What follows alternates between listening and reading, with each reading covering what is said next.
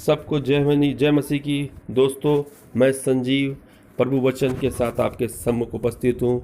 Good Friday के अवसर पर ये मैंने वीडियो बनाया है आप लोगों के लिए। आपको ये बहुत ही ज़्यादा उत्साहित करेगा। और आज का जो शीर्षक है, अपनी धार्मिकता बनाए रखें, क्योंकि यदि हम धीरज के साथ सहते रहें तो भक्ति के साथ धर्म का फल भी खाएंगे ज़रूर।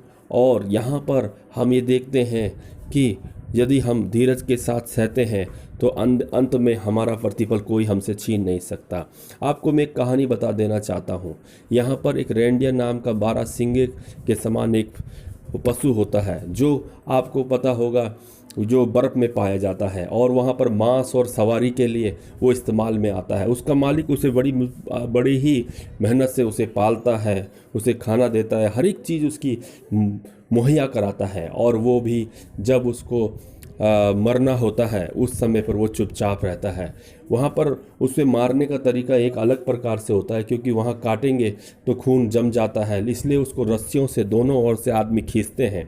पर इसमें एक शर्त होती है, जो उसका मालिक होता है उसकी आंखों में देख करके उसे खींचता है और उसका गला खींचता रहता है, और दोनों साइड से जब दबाव पड़ता है धीरे धीरे वो रेंडियर मर जाता है। प्रभु यीशु मसीह के विषय में लिखा है कि जैसे भेड़ी ऊन कतरने के समय और भेड़ वध होने के समय चुपचाप रहती है, वैसे ही हमारे प्रभु यीशु मसीह अपने जब क्रूस पर बलिदान हो रहा था उस समय चुपचाप रहे।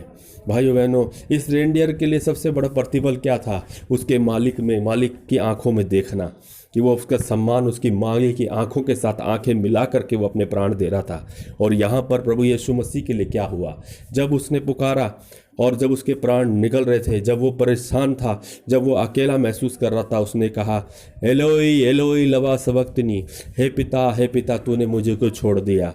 उसके लिए प्रभु परमेश्वर ने भी मुंह छोड़ छुपा लिया था। उसका सबसे बड़ा सम्मान क्या था? उसका पिता। लेकिन वो उस समय पर सारी दुनिया का पाप लेकर के क्रूस पर लदा हुआ था। परमेश्वर पवित्र है, मनुष्य पापी है, और इसलिए पाप से परमेश्वर घृणा करता है। तो भी उसने अपने मन को स्थिर रखा और मन से घबराया नहीं। जैसे कि कई बार बच्चों को हम मारते पीटते हैं, गुस्सा भी करते हैं कि निकल जा, लेकिन अगर वो हमारा बच्चा है, वो हमें जानता है, तो हमारे पास आता है। मैंने अपनी बेटी को डांटा, मैंने बोला, बेटी तू चल यहाँ से, चले जा यहाँ से।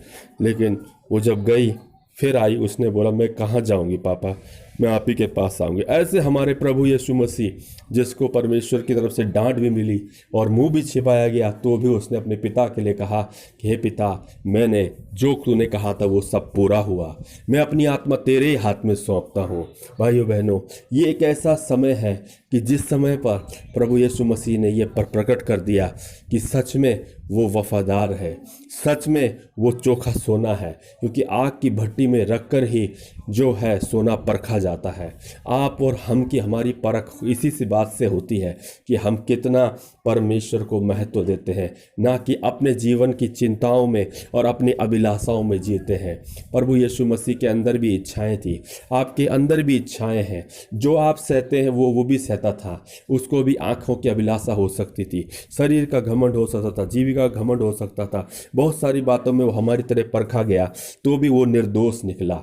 आप ये मत सोचना कि वो परमेश्वर का पुत्र है, उसे भी भूख लगती थी, उसके लिए भी लिखा है वो सो रहा था।